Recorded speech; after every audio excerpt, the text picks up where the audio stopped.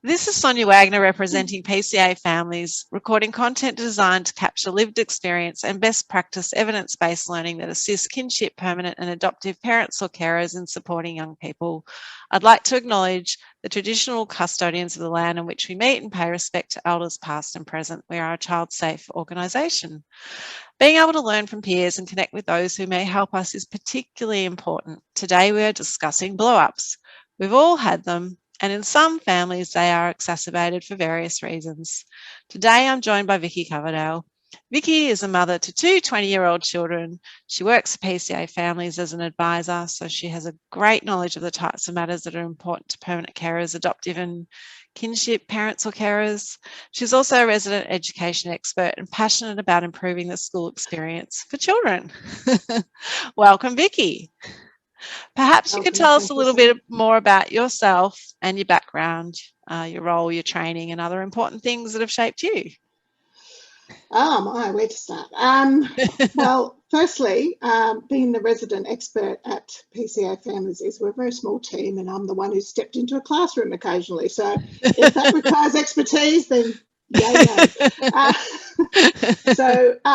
But in terms of my background, I've worked in various community organisations over the years and various education settings. I'd say not so much I've done a little bit in secondary, but my primary experience has been community VCAR programs, TAFEs, vet in schools. That was an interesting time. And also McKillop Family Services. I was involved in their education program there, and with the Salvation Army Brunswick Youth Services. So, a variety of different things. Great. So some experience at that. Some experience at the kind of school leavers end as well, by the sounds of it. Yeah. I've actually did a careers education certificate as well as the education and training bachelor. So, yeah, look, I'm interested in kids that schools a real struggle with, that it's not an easy, factory lineup where they start and smoothly go through to the end and totally have their life sorted. I really liked and enjoyed working with kids who, it was a really rocky start or a rocky finish, or just really stuck with what to do next. I really like that. And what drew you to that? How did you come to find that was your kind of your expertise or specialty or interest? I think sort of almost by accident, and also didn't have a great kind of experience of schooling myself. Okay. I was asked to leave in year 10. This was back, this was back in the 70s. Show my age here. Where that wasn't necessarily an unusual thing. But it was, it's so funny because I'd be used, the terms used to describe me would be like, she was a school refuser. Okay. She was disengaged in the classroom. I wasn't necessarily that outward troubled child, but I was more that quiet kind of, you can't make me, so I just won't come. Yeah. That was quite a, impactful experience on me, and I think it's something that I've carried. Yeah. So and did you leave at the end of year 10? I certainly did. Yes, I did. And there were the no man years for a little bit until I hit my early 20s, and then thought maybe I'll try going back into this thing called education. Yeah, that must have been challenging, I imagine. So if you haven't had a great experience to head back in. Yeah. Oh, good on you. That's brave, very brave. A long time ago. And was there anything else you wanted to say about your training or background? Because I did digress. No, that's fine. Not necessarily. I think one of the other things that shaped me was the family I grew up in as well. Like my parents were involved in the Salvation Army. Yes. Which was at their particular thing, there was a strong social justice kind of principle there. Yes. We also had kids at the time, as I say, it was a long time ago, and when they used to have children's homes, and we had a couple of boys come live with us was soon Okay. they turned 16, because that's when they had to exit.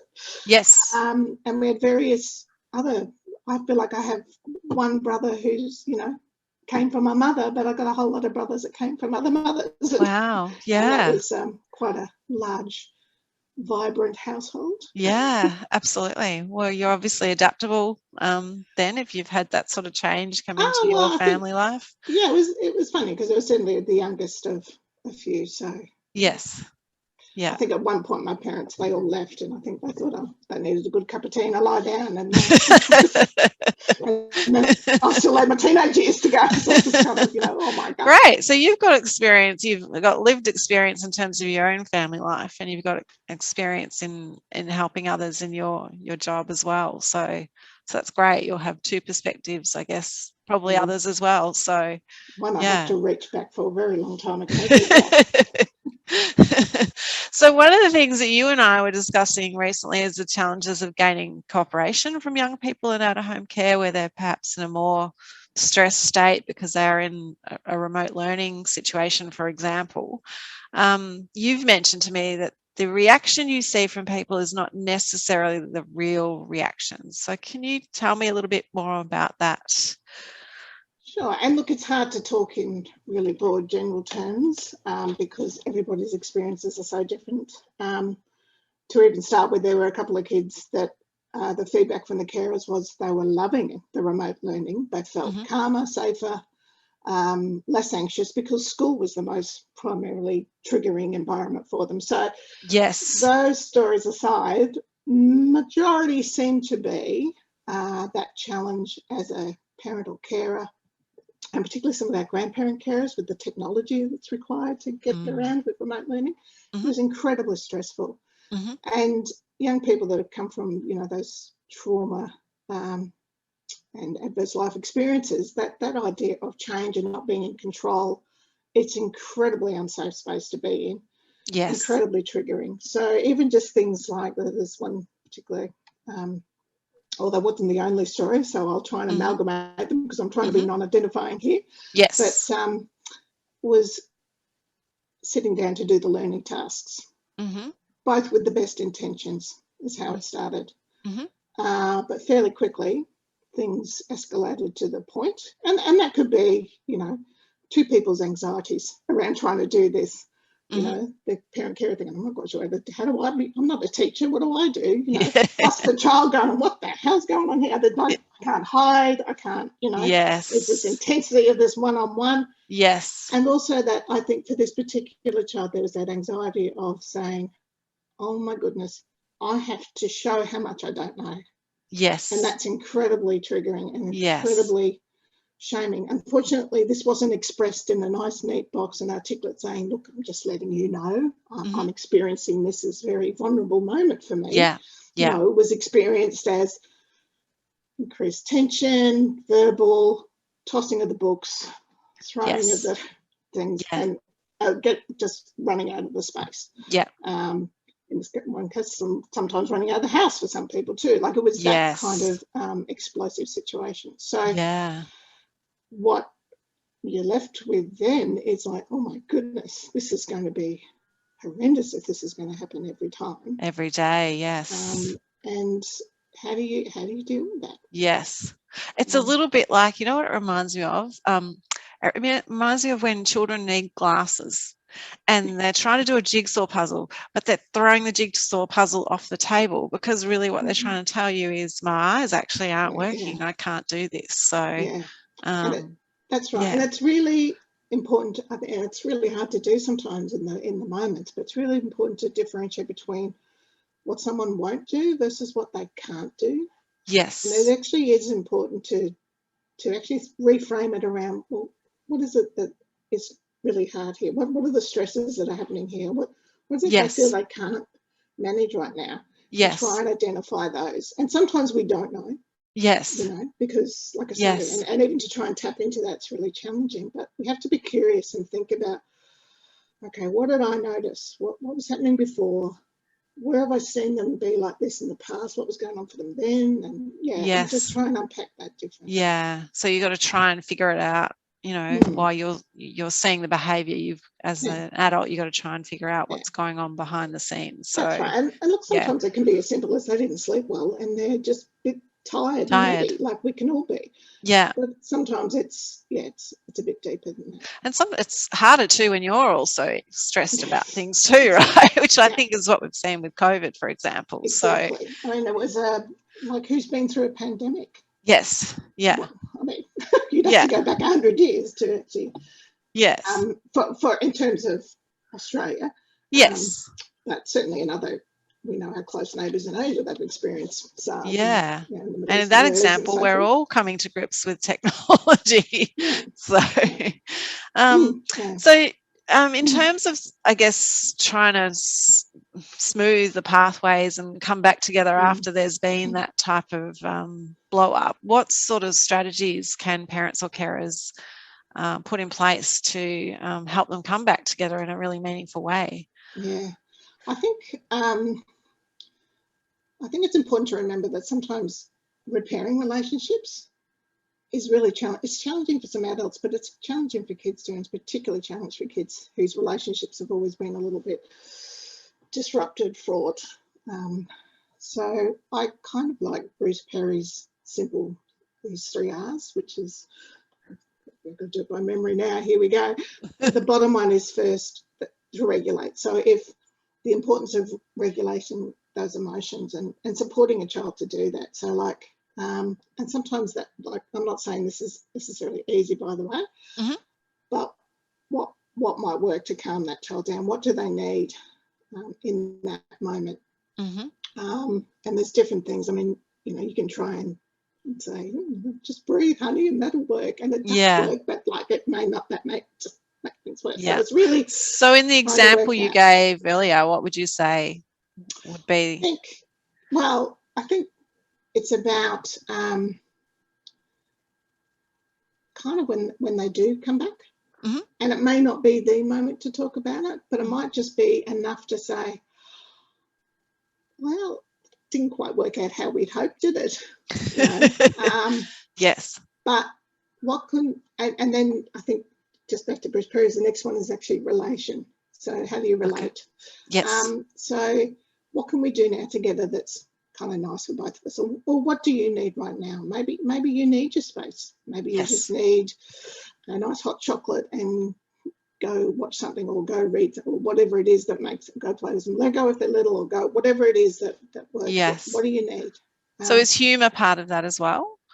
I think humour can be. I think you have to pick your moments with humour, which is something, I mean, even as an adult, I still struggle with. Sometimes I'll say things like, and then you go, oh, God.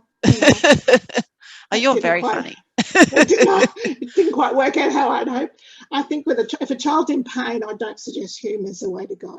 Okay.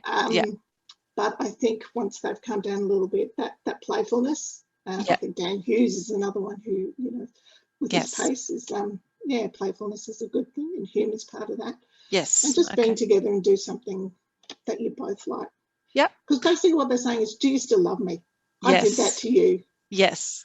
Do you still love me? Because they're quite often, their sense of self is, I'm unlovable. Yes. So regulation, relate, and what's the third one? And the last one's is reason. Reason. So when someone's dysregulated, their capacity for reason is not good. That's why a personal little pet hate of mine is sometimes in, say, some learning environments, and this is no dish on teachers because it's an incredibly stressful job. Yes. But if I hear the phrase that behaviour was inappropriate, it's the most overused term. Yes. And the most but what does that mean to a child? Yes. What does inappropriate behaviour mean? Yes. That requires an incredible lot of insight. Yes. Sitting back and reflecting, and yes, I totally was inappropriate then. Yes, I see what I did there. Yes. And I should have done this. Yeah. They actually have to, when you are at that stage where they're calm and you want to reason with them, you actually do have to talk about, well, tell me what was going on for you. Or I noticed this. Was that right? So be curious about what was going on for them. And then from there, well, you know what? Maybe next time we could try this. And then, and that does take time. And I know, teacher, but inappropriate means nothing. Yeah. It Yeah. makes no sense. Yeah.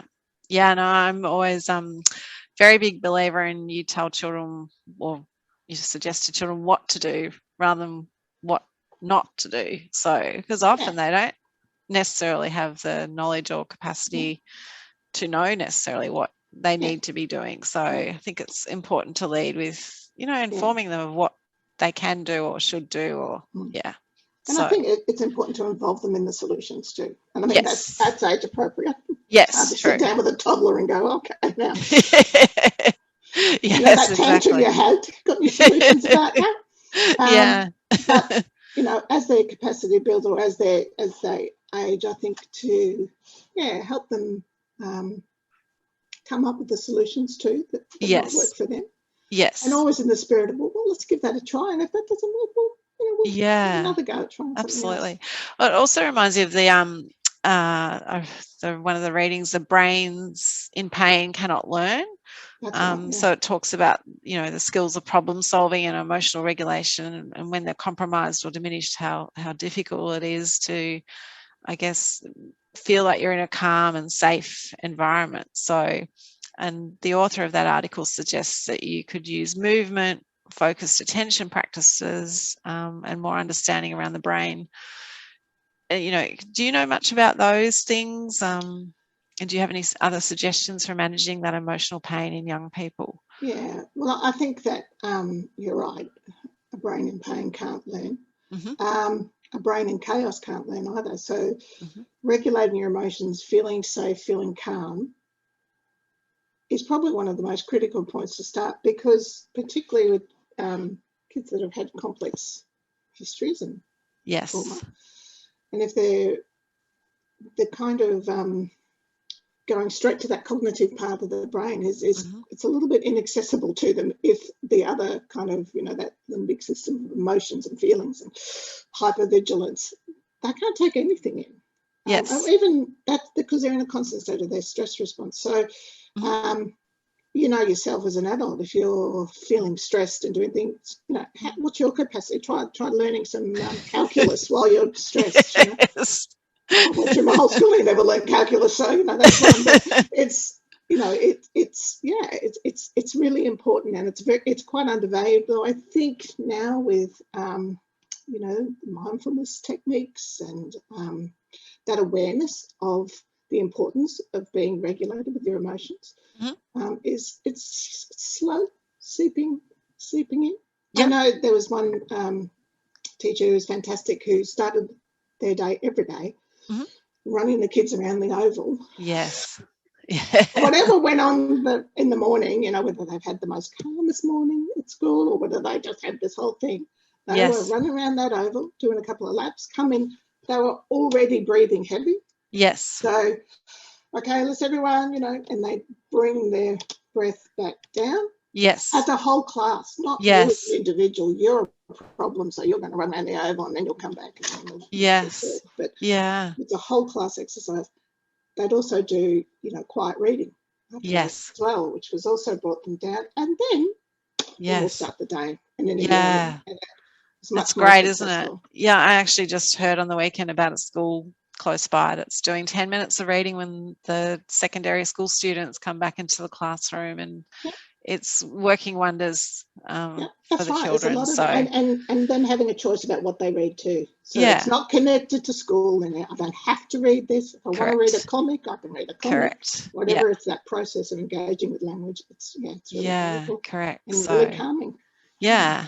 And I think, like, talking about movement and things, I've heard of kids handballing a football and learning the 6 times tables, or things like that you can engage with learning and movement to help with that emotional regulation and well-being and safety. So are there some warning signs to look out for in young people before you see an outburst or before you see inappropriate behavior?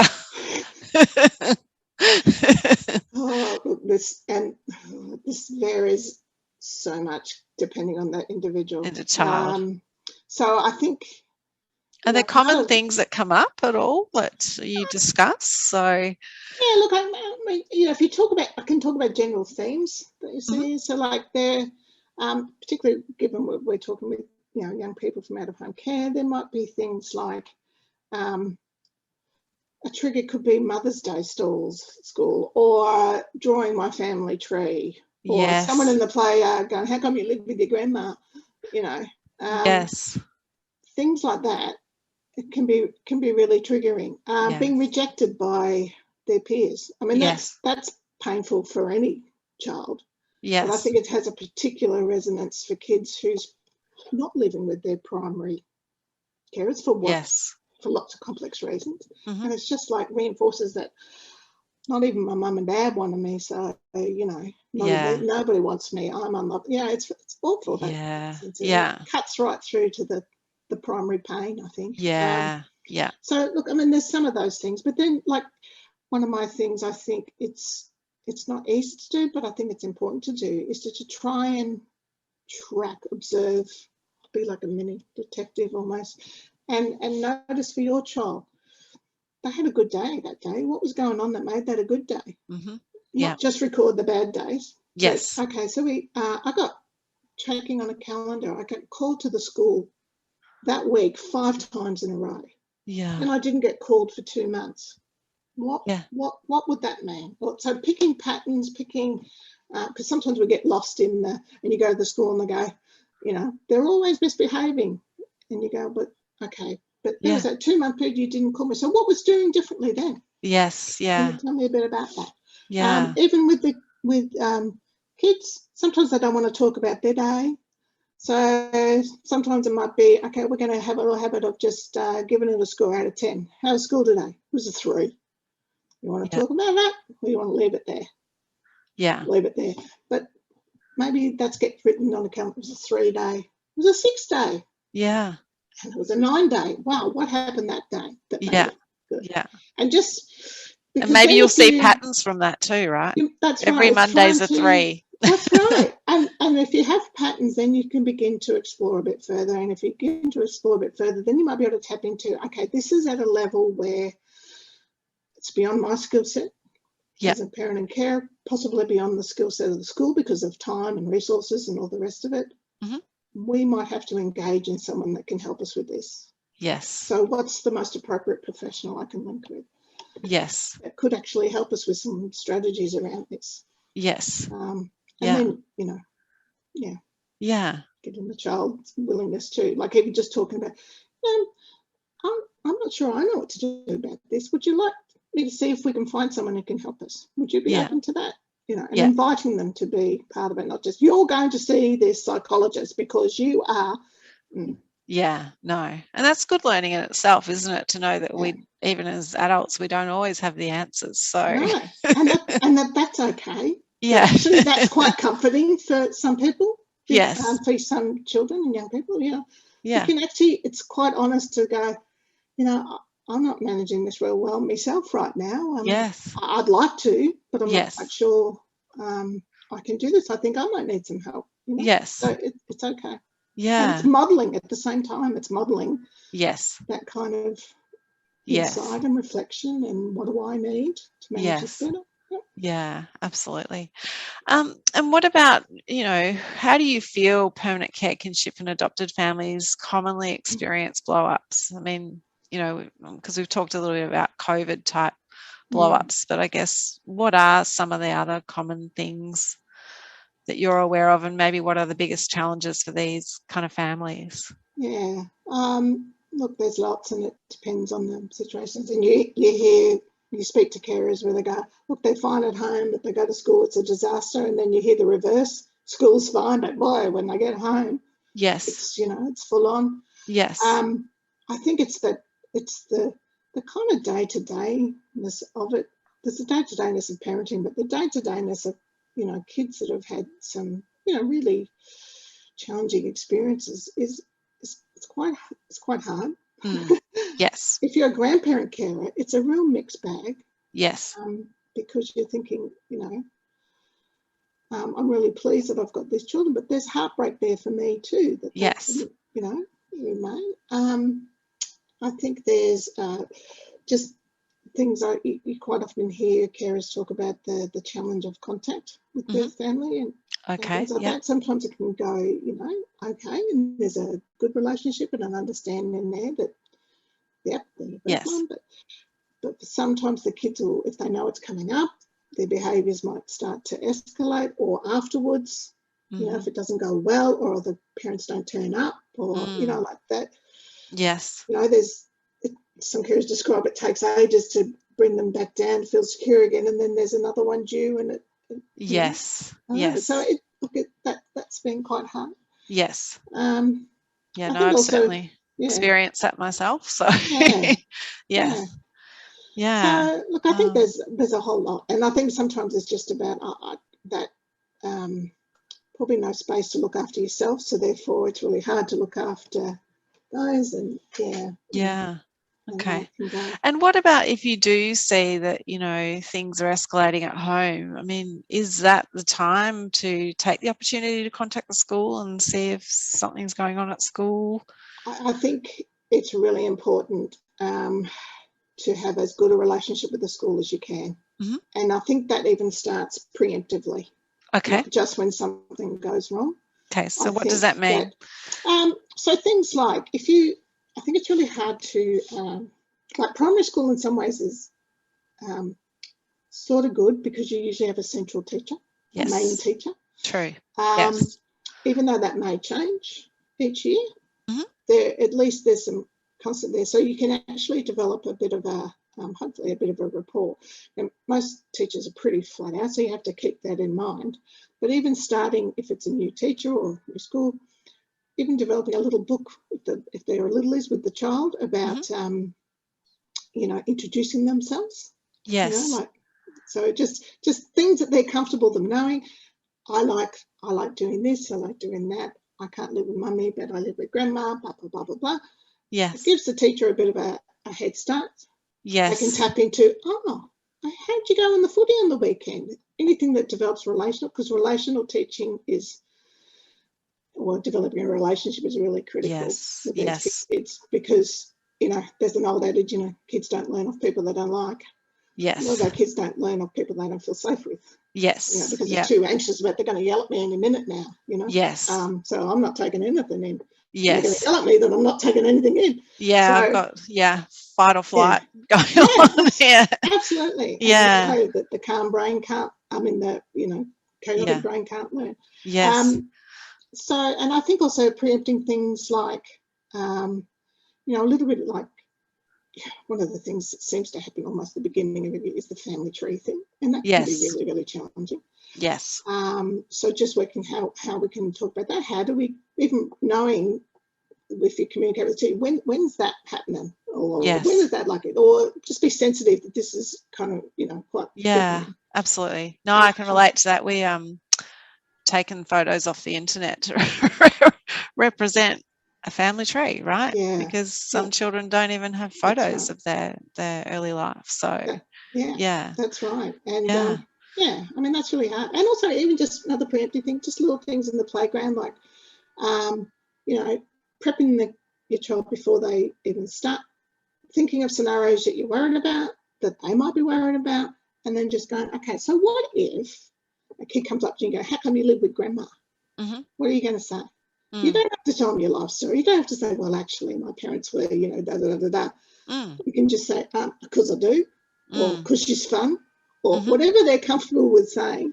Just knowing that they've got that in the back, that, okay, if this comes up, and then you might have to repeat that because,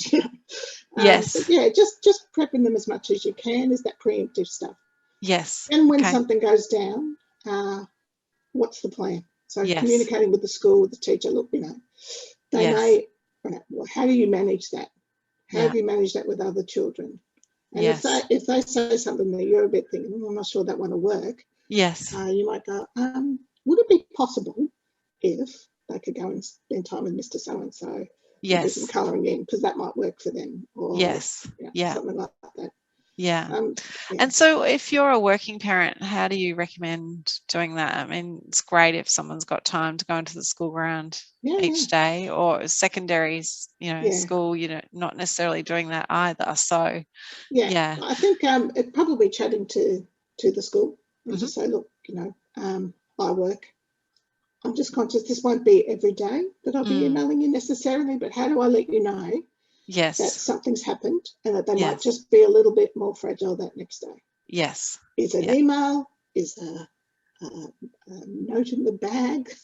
Yes. Is, a text? I don't know. They may not give you their mail, and that's fair enough too. But how can we communicate that? What's the best way that's going to work in the school system? Yeah.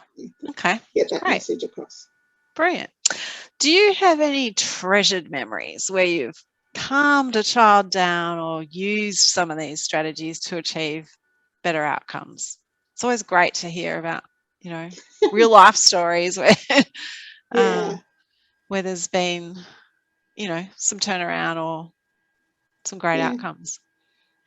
There's been different kind of, and then quite often it's working post sometimes some of these instances. So in my roles at, I'm just thinking there was a young boy who was actually in a resi unit. He had ASD and an ID, and he was at a special school, and there was some inappropriate stuff going on, but he didn't know why, and no one actually had the time really. It's not that special had the time to explain that. So there was a few things that we went through. Yes. So firstly, was discussing with the school, but then we developed a little book together, and then we also knew that when he goes, oh, don't tell me to calm down when I'm angry. They always tell me to breathe and calm down, breathe. But he was actually someone who was obsessed with cricket and cricketers. Yes. And we've found this stuff on the internet about how breathing helps the cricketers. So we didn't call it calming breathing, we call it your athlete's breath. Yes. So this is how the athletes do it. And we went through this whole thing. Now that worked great for him. Yes. Yeah. And also you're not telling him to calm down. No. You're saying, what about your breathing? Your athlete's breathing. Yeah. I can't remember the name of his favourite cricketer. Because that's my pet hate. That's what you call it. My pet hate is if someone's saying, calm down. Yes, they just email me to calm down. Sometimes if you say, what do you need right now? What would be helpful right now? Yes, yeah. How can I help you? Yeah. What do you need? Do you need some space? Do you need something? Most behaviour is driven by an unmet need. I think we do a lot of work on feeling literacy. I think we do a little bit less on needs literacy. But I think that one's a critical one if you can, tap down into that. Yeah, great. And do you have any recommended resources or websites or books that we should look at if we want to know more? Yeah, look, I mean, I think there's a lot out there. In fact, it's like, the agony of choice. You don't even know where to start. I think it might be good if I even email you something. You can always, we can put some up. But I think one of my go-to websites is one of PCAF's go-to websites for trauma-informed resources, and particularly some that are good for schools as well, is Beacon House. Even though it's a UK site, they have some great downloadable free resources. It depends too. It depends, if your child's on the spectrum, then Sue Lackey's work, Tony Atwood's work. Chaos to Calm's another one. Okay. What's Tony Atwood's work? Well, he's a psychologist. I'm going to tap into this. I believe that's his primary thing, but he very much works with kids on the autism spectrum. So he's kind of like one of the gurus there. And you can certainly, and Sue Larkey, I think I've called her Larkey, I think her name is. She's also really great with ASD as well. Some good resources and suggestions for schools. Great. Look, and there's books and storytelling. There's lots of books out there for emotional regulation and things like that actually are a good way to work with kids because it takes it outside of themselves. So instead of saying, what are you feeling? Yes. You've got a little story there. Yes. A little someone who's got a bag full of worries. Yes. And you can go, oh, wow, I wonder what's going to happen now. what would you do if you would da da da da? So it just takes the intensity out of that a little bit, and kids Yes. enjoy stories. Yes, absolutely. Yeah. Something I used to do with my kids was they would draw pictures of themselves, and then we would write a story and put it together in a booklet. So they might do 10 or 15 pictures, and then we would make a story out of that. So yeah, and I think with, just those concrete things are really good. Yeah. So there's a lot out there. I mean, if you even went on Utopia or something like that and put in trauma, Yes. or anger, you get a whole lot of suggestions. Some are good and some maybe not. Yeah. But yeah. Yeah. Great. Any other last thoughts or comments that you wanted to share today? Look, I think it's huge, the job that people are doing, and it's really tapping into and letting your child know that, you know what, I may not always get it right, but I'm right here for you. And you know, we can have a go at this together. And just, you know, I still love you, even when you may not like, what I say, don't love the behaviour. Love them. I think if that message can, and coming back together and reuniting is really a critical part of that. So that's right. And remember that they don't, you know, you might want them to walk in and say, I'm really sorry for that. Yes. But they might find that really hard, and they might need some support around that, and need lots of modelling around that. Great. Thank you so much for making the time today. I've really learned a lot, and I really do appreciate you taking the time. So I'm sure it'll be of value to other families. So to anyone making the time to listen to this recording, thank you for giving up your valuable time too for the benefit of young people. If you are a parent, carer or parent needing help or support, please contact PCA Families at info@pcafamilies.org.au or on 9020 1833. And please subscribe or leave a review or share an idea for a future topic. Until next time, have an amazing week.